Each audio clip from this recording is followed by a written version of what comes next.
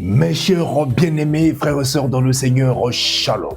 Je suis votre humble serviteur, l'évangéliste Prince Kouka.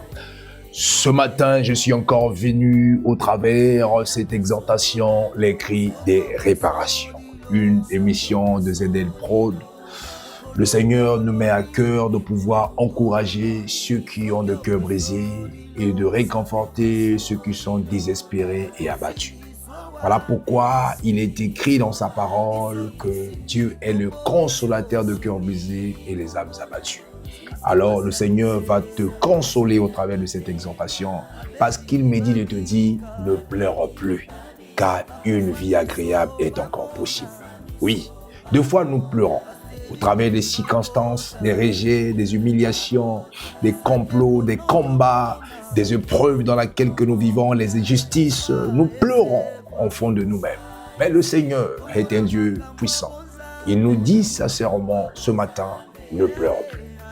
Parce que lorsque Dieu, à chaque fois, te demande de ne plus pleurer, parce qu'il sait qu'il a les armes qu'il faut pour pouvoir t'essuyer tes larmes. Il a dit, il essuiera nos larmes de tristesse et nous remplira par les larmes de joie. Alors, ma pensée ce matin va se trouver dans le passage de Luc au chapitre 7, à partir du verset 11 à 17. La Bible déclare que le jour suivant, Jésus alla dans une ville appelée Naïm. Les disciples et une grande foule faisaient route avec lui. Lorsqu'il fut près de la porte de la ville, et voici, on porta en terre un mort, fils unique de sa mère qui était veuve. Et il y avait avec elle beaucoup de gens de la ville. Le Seigneur, ayant vu, fut ému de compassion pour elle et lui dit, ne pleure plus, ne pleure pas. Il s'approcha et toucha le cercueil. Ce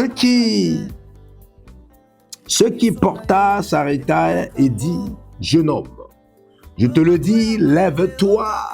Et le mort s'assit et se mit à parler. Jésus le rendit à sa mère. Tous furent saisis de crainte.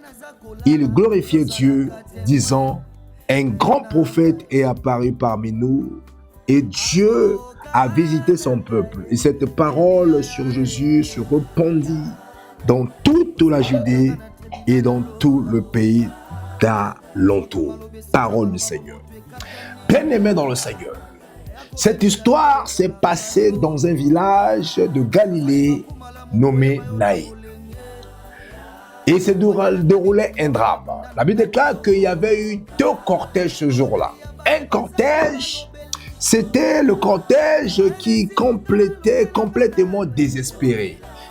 Un cortège qui conduisait un mort au cimetière. Vous savez, lorsqu'on conduit quelqu'un au cimetière, tout le monde est désemparé, tout le monde est attristé, tout le monde est abattu. Alors, c'était le fils unique de la veuve. Alors, cette veuve, on l'appelle veuve parce qu'elle venait déjà de perdre son mari.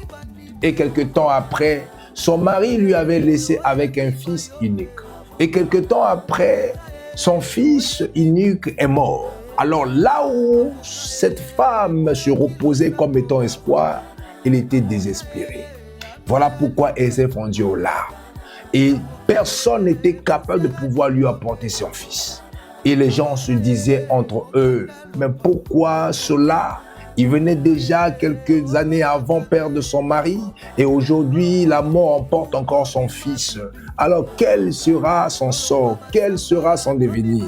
Et les gens se murmuraient et ils étaient incapables de rien faire. Voilà la raison pour laquelle, mes frères et sœurs, aujourd'hui, peut-être beaucoup de personnes, vu ta situation, les personnes t'inquiètent, se préoccupent et se demandent pourquoi que toi, que tu es en train de subir ce genre de choses. Ben, ils sont impuissants. Alors, voilà la raison pour laquelle, mes frères et sœurs, la Bible me dit que les bontés de l'Éternel ne sont pas épuisées et que ses compassions ne sont pas à leur terme, mais elles se renouvellent chaque matin à nous qui sommes ses enfants. Alors, la Bible me dit que Jésus-Christ étant vu cette dame, la Bible déclare qu'elle a eu compassion d'elle. L'ayant vu et mis de compassion pour elle, il lui dit, ne pleure pas. Bien-aimé dans le Seigneur, aussi longtemps que Dieu est assis sur son trône, ses compassions se renouvellent chaque matin. Alors voilà la raison pour laquelle je ne sais pas qu'est-ce que tu as perdu de précieux.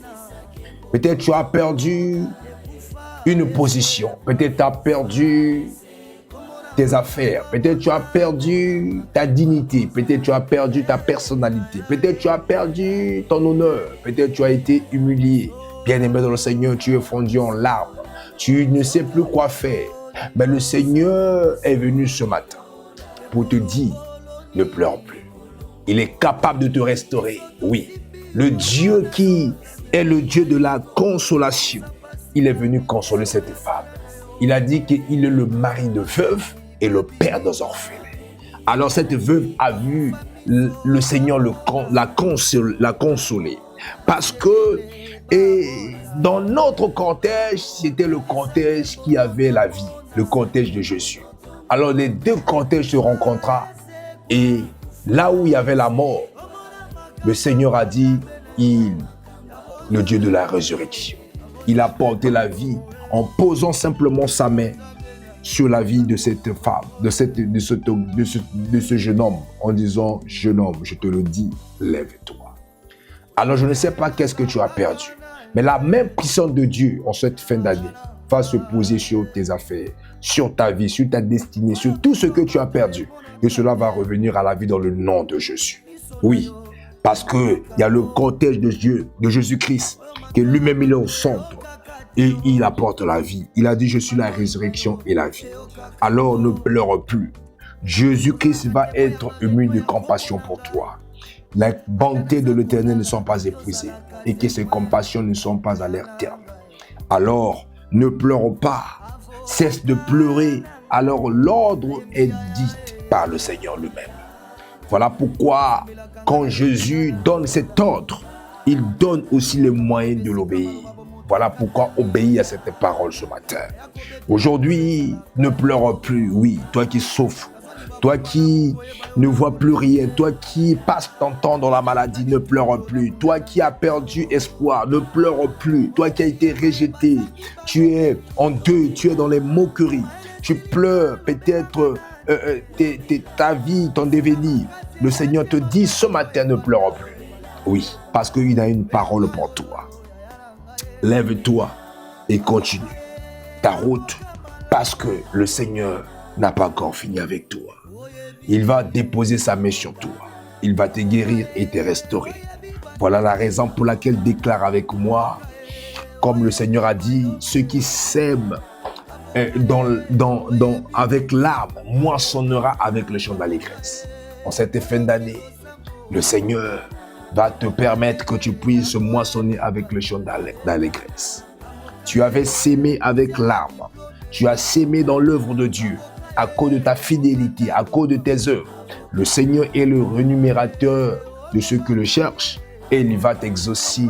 Il va te permettre que tu ne pleures plus. Et s'il y a des larmes qui doivent couler, ce sera les larmes de joie.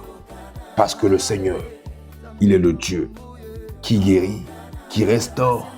Alors, voilà pourquoi ce matin, je vois tes larmes secrètement causées par les échecs, par les rejets, par les humiliations, par les frustrations, par les malheurs, oui, par l'injustice, par les complots qui s'est abattu sur toi et être séché dans le nom de Jésus.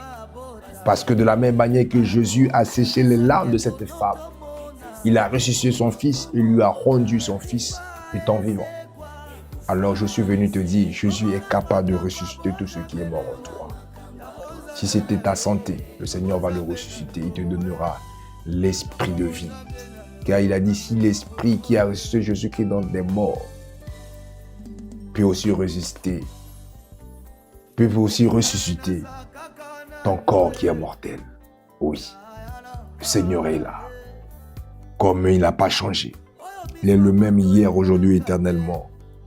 Alors, déclare avec moi que fini les pleurs, fini les lamentations, car le Seigneur va m'exaucer et il va me rendre la vie. Dans le nom de Jésus-Christ, soyez bénis et restaurés. Parce que celui qui est sur l'âme des tristesses, il est rempli par l'âme de joie, est encore au rendez-vous. Il agit encore aujourd'hui. Que Dieu vous bénisse et vous comble. C'est dans le nom de Jésus que j'ai ainsi prié. Et je dis Amen. Gloire au Seigneur. Hier, ZL Prod n'existe pas. Mais ZL Prod existe parce qu'il y a un Dieu qui a donné la vie. Yes, amen. Pour qu'à travers cette institution, que beaucoup d'âmes aussi derrière soient sauvées. Sauvé, yes, amen.